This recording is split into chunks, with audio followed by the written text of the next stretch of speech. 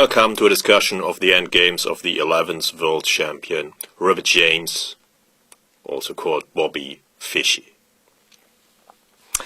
The main source is my book, Bobby Fischer, published by Russell Enterprises 2009, but I have of course also used Fischer's masterpiece, famous masterpiece, My 60 Memorable Games, Kasparov's Volume 4 of his great predecessor series on Fischer, and Hübner's chess-based CD on Fischer, and many other sources which are mentioned in the file on in traditional format on the DVD.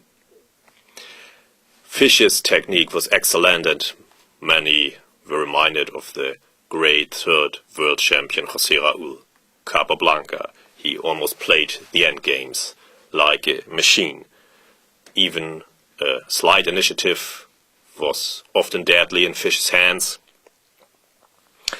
as he fought really to the end. He almost never agreed short draws, but just kept on playing and fighting and earned many points thanks to his remarkable handling of the final phase of the royal game. He even learned Russian to study the premium material of the time in the language, especially, of course, the magazine Shachmati in the Soviet Union, in the SSSR, which was premium material at the time, as the Soviet Union was the dominant power in chess after the Second World War. So it was really amazing that a player from the United States could almost single-handedly, okay, of course he had some help, that's clear, but not as much as the players from the Soviet Union, who had a great support from the state itself, could take away the highest chess crown. And one major part of Fischer's strengths were indeed his endgames. I have divided the material for this DVD in 4 sections. In the first, I will look at a few theoretical endgames to show that he knew many of them by heart and that it helps to know theoretical endgames. The second section's on rook endings. Okay, they just occur so often that it is easy to find many instructive rook. It was very easy to find many instructive rook endings by Fischer. Then the third section is in a way a Fischer's specialty. The endgame rook and bishop against rook and knight, where the side with the bishop has the advantage. This whole endgame type is even sometimes called a Fischer endgame. So of course here I have to make a more detailed look, especially into his amazing wins against Taimanov and Petrosyan in the third section. And the fourth section, I will look at a few famous endgames and riddles which have already fascinated generations of analysts since then. I hope to shed some light on the riddles and mysteries. But okay, now let's start with the theoretical endgames. Taimanov Fischer, Buenos Aires 1960.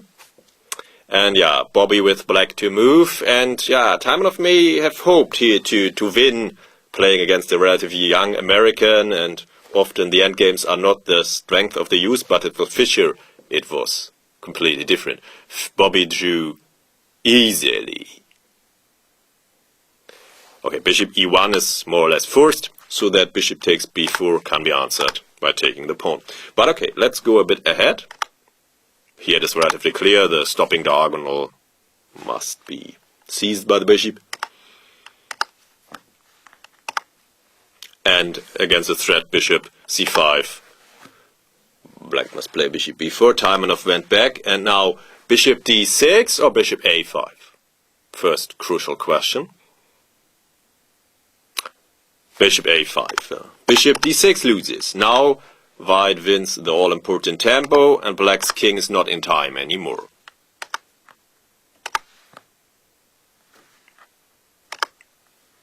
And now white's king can force the bishop to leave this stopping diagonal, and now black loses, because the b-pawn will come to b7, and then the stopping diagonal b8, a7 is of course too short. Now, it is not possible to stop b6, and yeah, this means that black is lost, as one of the stopping diagonals is too short, and black's king too far away.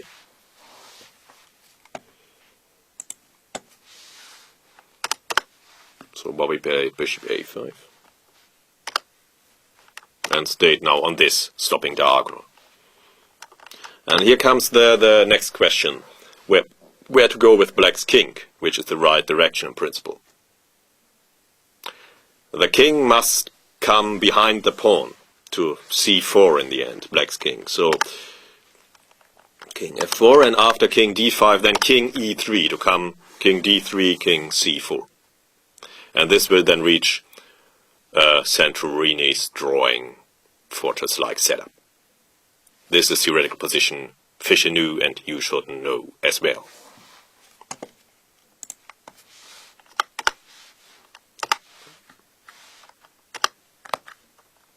And now black's king is always in time to reach a version of Centurini's draw. Both stopping diagonals are long enough. We will see in one moment. Yeah, bishop c7. And now both stopping diagonals are longer than 3 squares, and the kings are in the typical Centurini formation, so this is a fortress, and a draw was agreed. After the game, Taimanov asked, Bobby, how did you manage to save the situation and do it so quickly?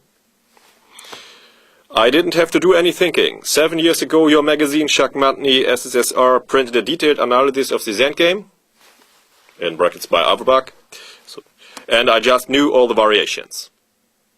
Yeah, this is really amazing. Bobby had studied this endgame at such a young age, and still knew everything by heart. And I think that this shows already that knowing endgame theory does help. And once you can master and understand it, you will not forget it. And this doesn't change over time, like maybe opening theory, but this part of endgame theory, of course, is completely stable. And sometimes young players don't like to do so much research and learning by heart and looking at endgame theory, but Bobby was different from the beginning.